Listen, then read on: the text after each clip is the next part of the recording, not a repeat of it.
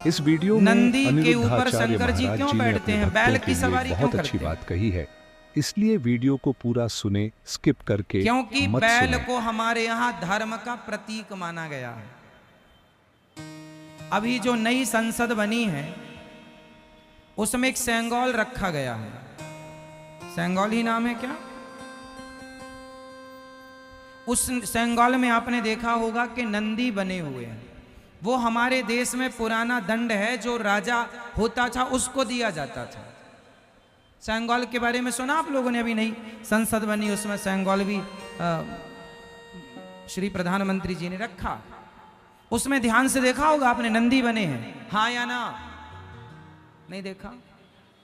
तो नंदी क्यों? नंदी है धर्म का प्रतीक। बोलो किसका प्रतीक है? धर्म का प्रतीक। तो शंकर जी बैल की सवारी नहीं करते। शंकर जी किस पर सवार हैं? धर्म पर सवार हैं, क्योंकि बैल को धर्म माना गया। तो शिव जी किस पर सवार होते हैं? धर्म पर। और आपको और हमें भी किस पर सवार होना चाहिए? सबको धर्म पर रहना चाहिए। तो शंकर जी बैल के सवारी नहीं करते। बैल प्रतीक है। बैल क्या है? प्रतीक होता, हमारे प्रतीक होता है ना। जैसे हमारे यहां गणेश जी चूहे पर बैठते हैं। तो चूहे पर बैठने का मतलब, चूहा मतलब, चूहा किसका प्रतीक है? चलो बताओ। बैल हो गया धर्म का प्रतीक, चूहा किसका प्रतीक है? बुद्धि के प्रतीक तो गणेश जी हैं। चूहा किसका प्रतीक है? चूहा हमेशा कुतरता रहता है, कुतरता, इसलिए चूहा तर्क का प्रतीक है। तर्क। गणेश जी बुद्धि है और चूहा तर्क है, तो बुद्धि हमेशा तर्क पर ही सवार होती है। कभी समझो इस विषय को, साइंस समझो इसका, हमारे आध्यात्म जगत को समझो, हिंदुओं को समझो, वेद पुराणों के सिद्धांतों को समझो। हम लोग चूहा की पूजा नहीं करते। हम तो चूहे को भी दाना डाल रहे, हम तो उसकी हत्या नहीं करना चाहते। चूहा नुकसान बहुत करता है, लेकिन फिर भी हम हिंदू लोग उसको कभी, बहुत लोग बचते हैं कि भाई हम गोली वोली ना रखें, जहर ना रखें चूहे के। कई लोग ना पिंजरे में पकड़ लेते हैं या मार डाल दे। हम लोग, बहुत सारे लोग, आज भी 95% हिंदू ऐसे हैं जो चूहा कितना भी नुकसान करे पर चूहे का कोई बहुत विशेष ट्रीटमेंट करते नहीं है। चाहे तो एक दिन में मार डालें सारे चूहे, लेकिन दया है कि भाई नहीं मारेंगे, है ना। सबके घर में चूहा है, सबके घर में चूहा नुकसान करता है, लेकिन फिर भी आदमी डरता है, नहीं नहीं मारो, कोई बात नहीं। सही है। तो दया है ना, तो चूहा तर्क का प्रतीक है। वो गणेश जी बुद्धि हैं, तो बुद्धि हमेशा किस पर सवार होती है? तर्क पर। इसलिए समझो सिद्धांत। अब कुछ लोग मजाक उड़ाते हैं, अरे हिंदू लोग तो पागल हैं, चूहे की पूजा करते हैं। अब तुम्हें कैसे समझाएं कि भाई साहब हम चूहे की पूजा नहीं, चूहा प्रतीक है एक्चुअली तर्क का, वो समझाना चाहता है कुछ। गणेश जी की प्रतिमा कुछ मैसेज दे रही है। अब तो मैसेज तो लिए कुछ नहीं और बातें करने लगे, तो बातों से ना काम बनेगा। समझो सिद्धांत, समझो। तीसरा, सरस्वती मां का वाहन क्या है? जोर से, वीणा वाहन है, वीणे पर चढ़ती हैं लोग। कहां पड़ी हो मेरी मां? मां सरस्वती का वाहन किस पर आरूढ़ है? वो किस पर? हंस। मैया पढ़ी नहीं हो मेरी मां? आप लगता है क्रिश्चियन स्कूल में पढ़ी हो जहां सरस्वती मां की फोटो नहीं लगती, इसलिए मोर कह रही हो।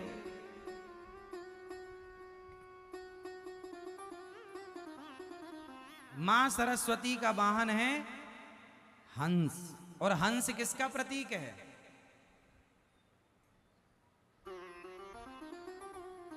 हंस किसका प्रतीक है? हंस सार का प्रतीक है, सत्य का। सत्य मीन्स सार। अभी मैं सार बता, हंस का स्वभाव जरा समझो। हंस जो है, दूध और पानी को मिक्स करके रखो तो हंस दूध पी लेता है और पानी पानी। तो आपने एक दोहा सुना, सार सार को गही लहे और थोथा दे उड़ाए।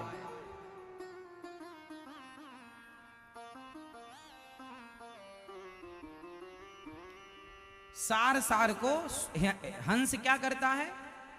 सार सार को दूध पी लेता है, पानी पानी छोड़ देता है। तो जो हंस है वो सार का प्रतीक है कि जीवन में शिक्षा हंस से लो। सरस्वती माँ विद्या की देवी हैं और सरस्वती माँ बैठी हंस पर हैं। मैसेज ये मिला कि विद्वान वही हो सकता है जो सार सार को ग्रहण कर लेता हो और बाकी बुराई छोड़ देता हो। लेकिन आप लोग क्या करती हो? आपकी बहू में 1 लाख अच्छाई हो और एक गलती की हो तो 1 लाख अच्छाई ना देखोगी आप, एक बुराई, अरे मेरी बहू ऐसी है। आपके किसी भी रिश्ते में कोई आपके लिए कितना भी अच्छा करे और एक गलती हो जाए तो आप गलती पकड़ ले, मतलब आप सार नहीं, आप हंस वाली कोटि की विद्या पढ़े नहीं। भगवान कभी किसी भक्त का अपराध नहीं देखते कि तुम कितने बड़े अपराधी हो। भक्त तो एक गुण देखते हैं, मेरी भक्त में गुण हो तो मैं तार दूंगा। पूतना जहर पिलाने आई, तार दिया, क्योंकि भगवान सार को ग्रहण करते हैं। और आप लोग क्या ग्रहण करते हैं? अरे फलाने ने गाली दे दी। हाँ, आप में से सबको सास की गाली याद होगी। सास ने ऐसा कहा, सास ने ऐसा कहा, सास ने। किस किस को सास की गाली याद है?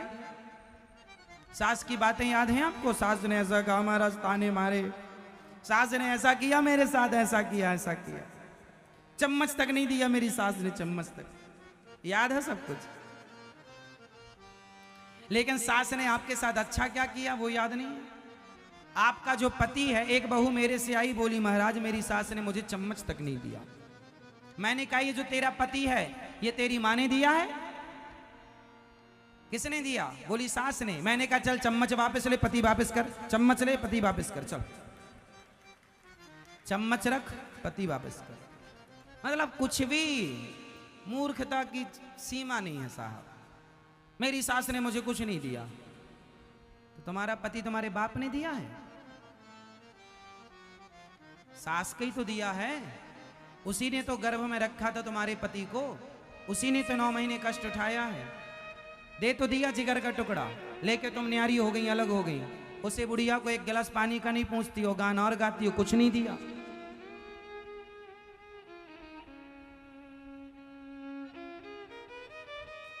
गैरों की कौन कहे साहब, अपने लोग आजकल अपने नहीं हैं।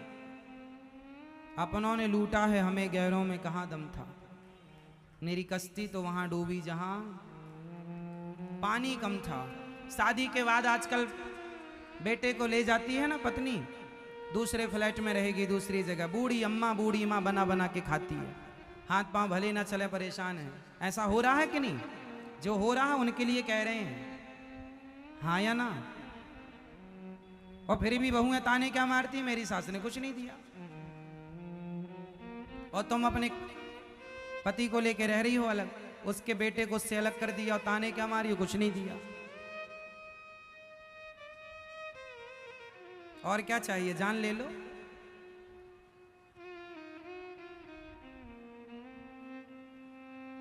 मैया कहां चली मेरी मां? सास के पास।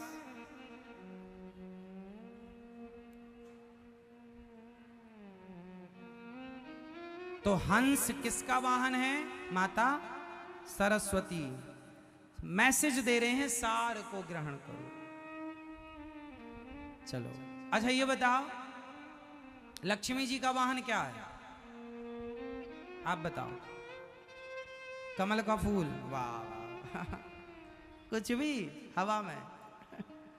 लक्ष्मी जी का वाहन क्या है? चाहिए सबको लक्ष्मी, कुछ पता नहीं है लक्ष्मी जी के बारे में, चाहिए सबको। मैं ये बताओ लक्ष्मी जी का वाहन क्या है? हाथी? ये मैया कह रही हाथी। कहां से हो मेरी माँ? लक्ष्मी जी का वाहन कमल का फूल। बताओ जरा मैया को।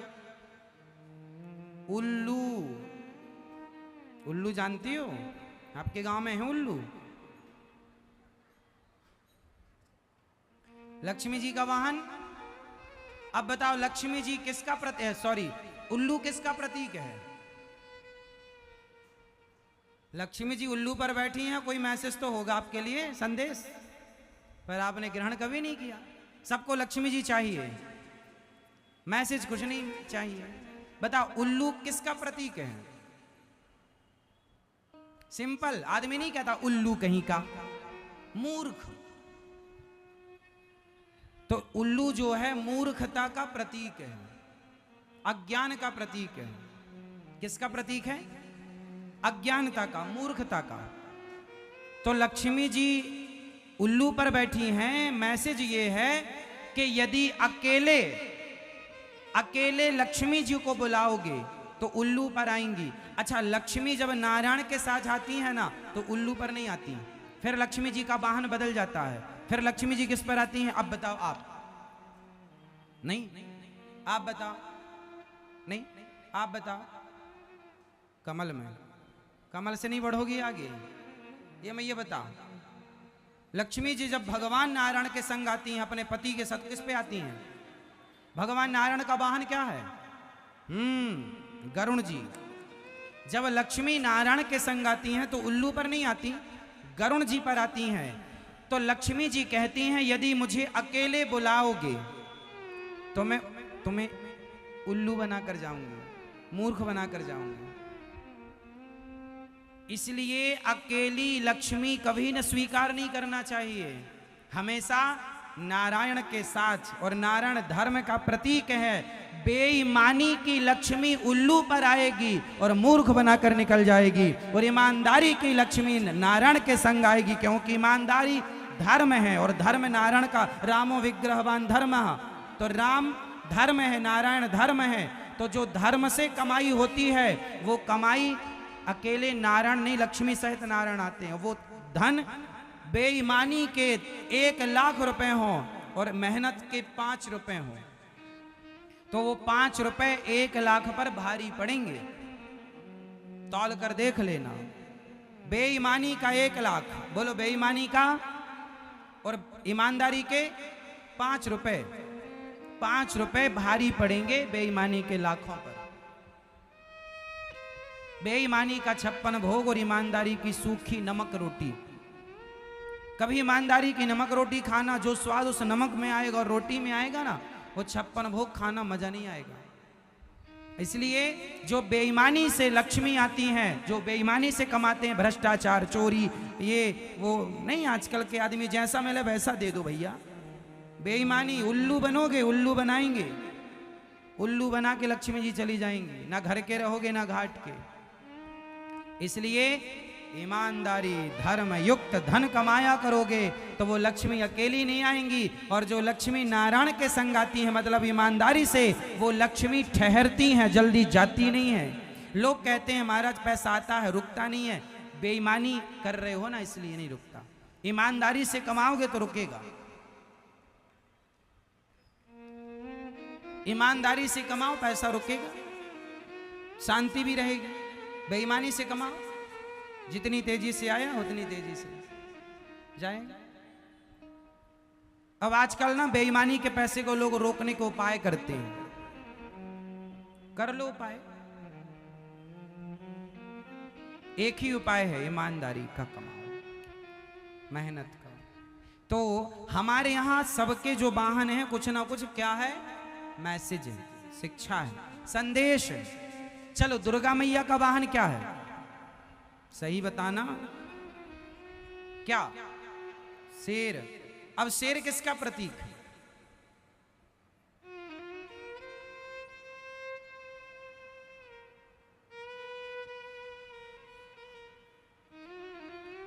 शेर सबसे ताकतवर होता है, तो ताकत का प्रतीक आप मान लीजिए किसका?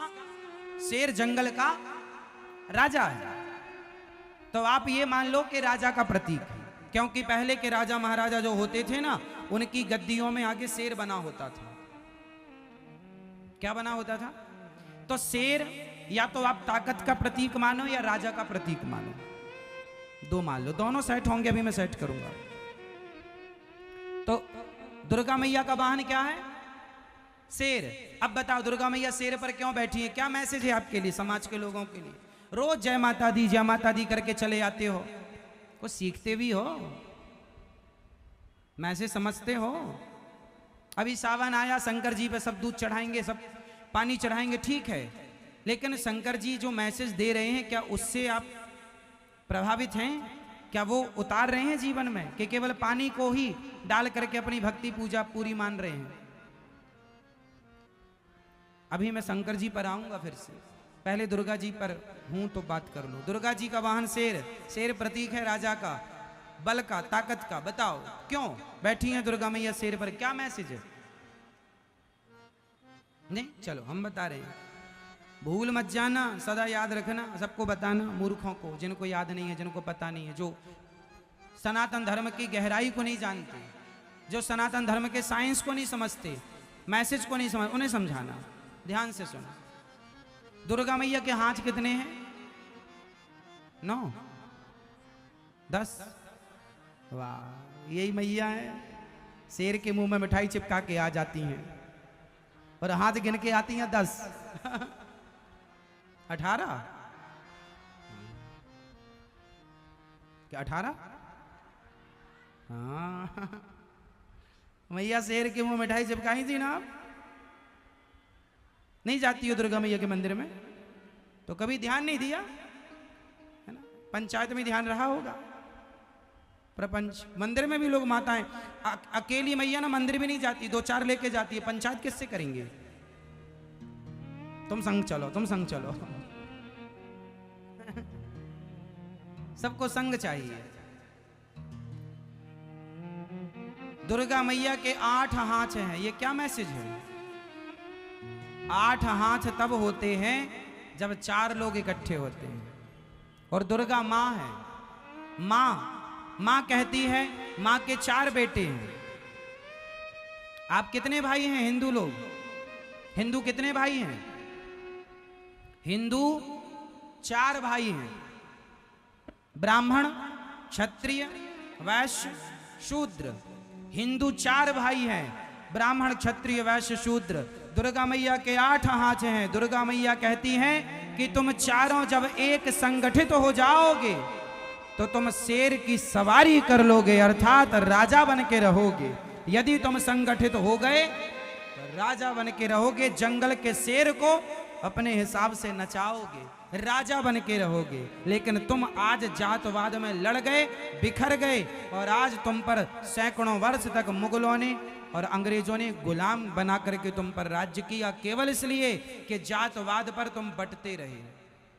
मैं ब्राह्मण हूं, मैं क्षत्रिय हूं, मैं वैश्य, मैं शूद्र। आपस में लड़ते रहे, फूट डालो शासन करो का नारा अंग्रेज देते रहे।